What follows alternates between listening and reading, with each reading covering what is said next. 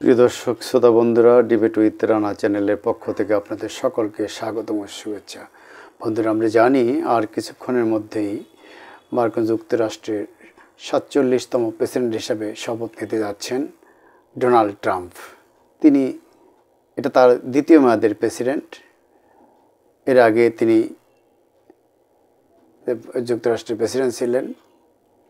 পরবর্তীতে গত টার্মে তিনি জো বাইডেনের কাছে হেরে যান, কিন্তু এবারে জো বাইডেনের ভাইস প্রেসিডেন্ট পরবর্তীতে প্রেসিডেন্ট পদপ্রার্থী কামালা হ্যারিসকে বিপুল ভোটে হারিয়ে তিনি পুনরায় যুক্তরাষ্ট্রের বিশ্বের সবচেয়ে প্রভাবশালী দেশটির প্রেসিডেন্ট নির্বাচিত হন। আজ তিনি কিছুক্ষণের মধ্যেই শপথ নেবেন।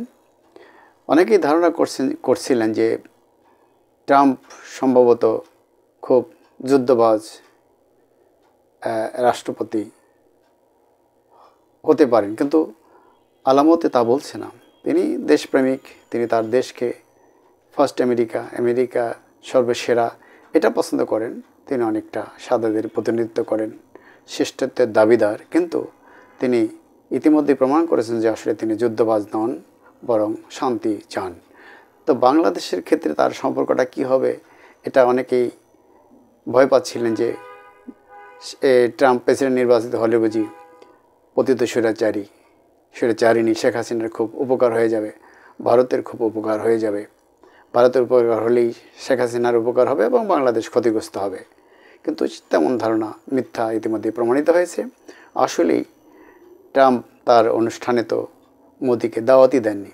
তার ভারতের পররাষ্ট্রমন্ত্রী অনুষ্ঠানে যাবেন, কিন্তু প্রধানমন্ত্রীকে মোদিকে দাওয়াত দেওয়া হয়নি। এদিকে বাংলাদেশের প্রধান উপদেষ্টা, অন্তর্বর্তী সরকারের প্রধান উপদেষ্টা ডক্টর মোহাম্মদ ইউনূসকে ইতিমধ্যেই মার্কিন প্রেসিডেন্টের অভিষেক অনুষ্ঠানে দাওয়াত দেওয়া হয়েছে এবং তিনি সেখানে হাজির থাকবেন।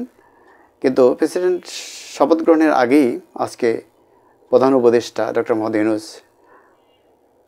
আমেরিকার ভবিষ্যৎ প্রেসিডেন্টকে ইতিমধ্যে শুভেচ্ছা এবং অভিনন্দন জানিয়েছেন এবং তিনি খুদে বার্তায় তিনি অভিনন্দন জানিয়েছেন এবং তিনি আশা প্রকাশ করেছেন যে ট্রাম্পের ক্ষমতা গ্রহণের মধ্যে দিয়ে, দায়িত্ব গ্রহণের মধ্যে দিয়ে দুই দেশের মধ্যে সম্পর্কের আরও উন্নতি ঘটবে।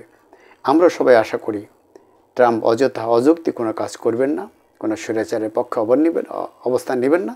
তিনি দেশের গণতন্ত্রের পক্ষে অবস্থান নেবেন। মার্কিন নীতি ইতিমধ্যে ঘোষিত হয়েছে যে তারা বাংলাদেশে একটি গণতান্ত্রিক দেশ হিসেবে দেখতে চায়। ভারত এবং আমেরিকা বাংলাদেশের সাথে সম্পর্ক সুন্দর স্বাভাবিক করতে চায় এবং এগিয়ে নিতে চায়।